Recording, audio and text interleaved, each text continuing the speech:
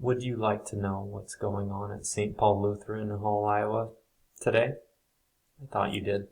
It is July 26th in the summer of 2022, and this is What's Up. We're heading toward the 8th Sunday after Pentecost, having heard from Jesus and being given the words to pray, the Lord's Prayer, and to send this to our Father who hears us in an audacious, bold way. We'll now hear from Jesus about inheritance, about treasures, and so that is what the gospel text will be about this coming Sunday. You probably noticed that I and Michelle and Evan, Owen, Morgan, and Caitlin are back from Des Moines, Grandview University, where the LCMC youth event was held this past week. It was really fun to get to know those kids better. They already know each other quite well, and it was really fun to spend time with them, to spend time around God's Word, and a lot of people from all over the country about their age, Texas and Wisconsin, North Dakota, Nebraska, Iowa included. South Dakota had a pretty good contingency there too, but it was great. These kids have a wonderful promise in their baptism, and that is something that all of us can go toward protecting and making sure that that promise remains in their ear and that it's a certain promise that they have. That's something that we all can do. I certainly, as your pastor, will be doing that for kids younger than the group that got to go this time, and for you older children of God. So this is a treasure worth protecting, and the world's voice would tell you something different than the comfort and peace that you have in Jesus Christ and the forgiveness of sins. So, what a wonderful treasure that is.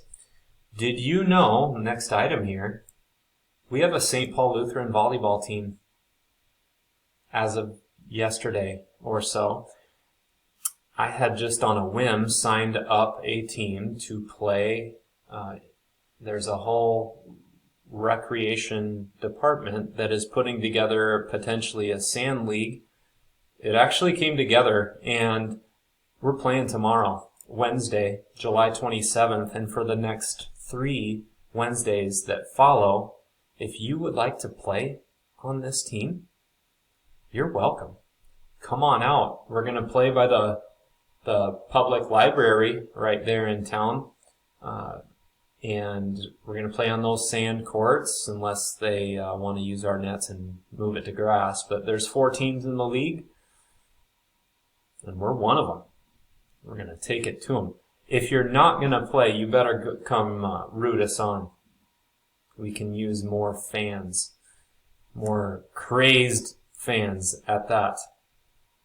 So come have some fun with us. The games are tomorrow, Wednesday at 6 and 7 p.m. Make it a picnic or eat at home and then come on out.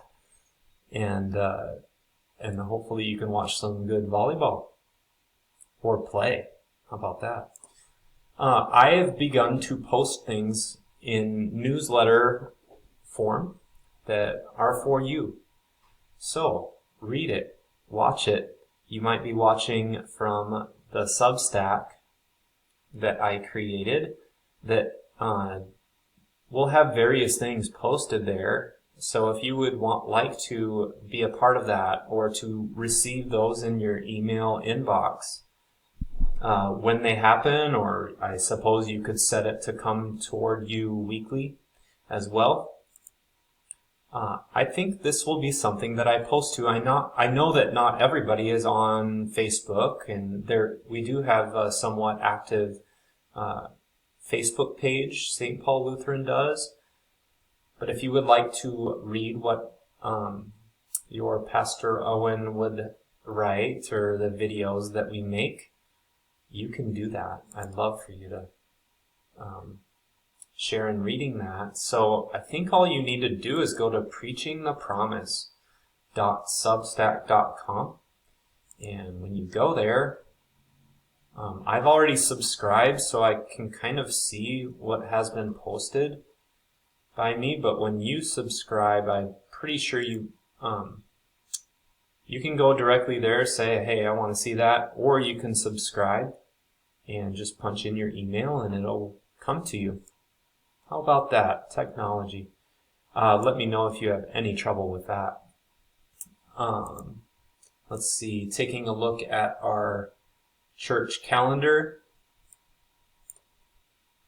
for the last week in July here. I put the volleyball on the church calendar, so there's no excuse now. Show up. No. So we will have some First Communion classes coming up, a quilting group next Monday, worship on Sunday, so you can check those things out on the calendar.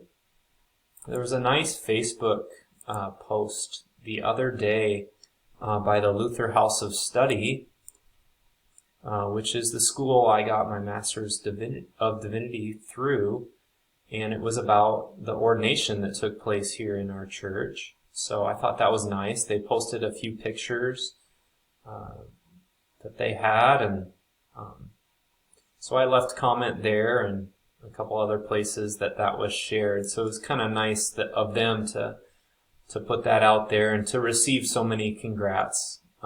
So that was certainly a special day, and God has blessed us there, and I'm really thankful for the blessing of having that education from the Luther House of Study. Just this morning I did a post or made a video with the help of my daughter Greta. So if you'd like to see that or view that, its subject matter is speaking God's promise to little ones, especially as you say goodnight to them. So parents, grandparents, people of all ages can watch that. You will deliver Jesus' direct promise directly to these kids, and there's a lot of ways to deliver that message, and that is just a skit of how one might go about delivering God's promise to your children. And before we go, there's a couple of cool pictures that I just made me think. Here's a Far Side comic. She jumps, gets saved, only to go back and, she's propelled into another burning building. I share this with you because sometimes we are saved, we're absolutely in jeopardy, and our God pulls us out of the water while we're drowning, or saves us from the burning building that our sin has heaped upon us. And then He sends us right back into this old world, and we continue to get ourselves in trouble. This is the life of a Christian, sinner and saint. And so we need to come back to God's Word that is our rescue. I don't know that this is a perfect depiction of our Christian life at all, but it is funny. And it does speak to the lives that we have here, where we are two, not one. We are saved, yet after receiving that promise, we're sent right back into the world, and we will sin. There's another picture that I saw that was really neat. Let's see if I can get a bigger slice of this. Some guys watching an all-star game in San Diego on their television on the top of a hill, and there is the main event that they're watching. In a couple ways, it made me think of virtual worship. Thankfully, we can receive God's Word directly. There is a Word that we are able to hear in person, and sometimes we can even watch it from afar. We can watch it at home. It's just a neat photo that I thought I'd share, but yeah, it is certainly so good that that we are able to get God's word spoken to us regularly, and we like to do this at 9:30 here at our church.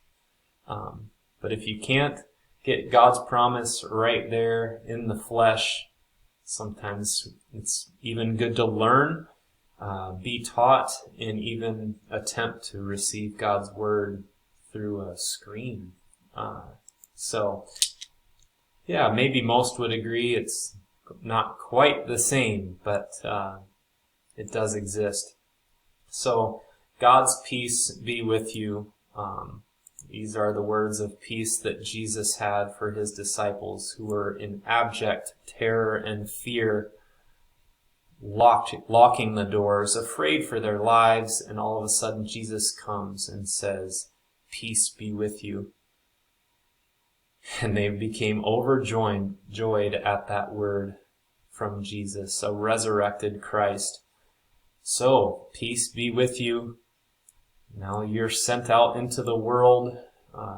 Jesus then gives him those disciples the keys at that point. So this is a wonderful word. May it be with you this morning and all through the week.